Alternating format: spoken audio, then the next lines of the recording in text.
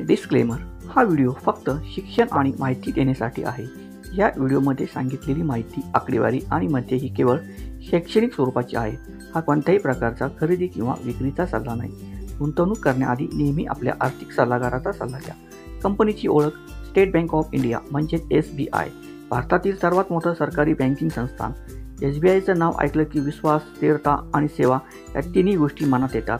कंपनीची स्थापना 1955 साली झाली आणि मुख्यालय आहे मुंबई येथे. ही बँक आज भारतातच नव्हे तर जगभरात कार्यरत आहे. SBI काय करते? SBI ही एक फुल सर्व्हिस कमर्शियल बँक आहे, म्हणजेच बँकिंगच्या सगळ्या सुविधा एका छताखाली.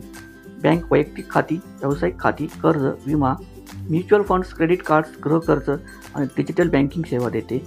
भारतभर SBIची 22,000पेक्षा जास्त शाखा आणि सुमारे 60,000पेक्षा जास्त ATM आहेत. SBIचे आंतरराष्ट्रीय अस्तित्व: SBIची शाखा केवळ भारतातच नाही तर 30हून अधिक देशांमध्ये आहेत. America, UK, Singapore, Canada, Australia आणि UAE मध्येही SBI कार्यरत आहे. या शाखांमुळे SBIला जागतिक स्तरावरही विश्वासार्ह बँक म्हणून ओळख मिळाली आहे.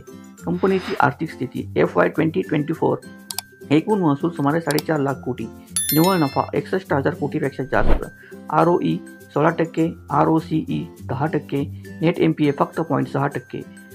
SBIने गेल्या काही वर्षात डिजिटल बँकिंगमध्ये झपाट्याने प्रगती केली आहे. शेअरचा रिटर्न: 3 महिने 8% वाढ, 6 महिने 20% वाढ, 1 वर्ष 45% वाढ, 2 वर्ष 95% वाढ, 5 वर्ष तब्बल 230% वाढ.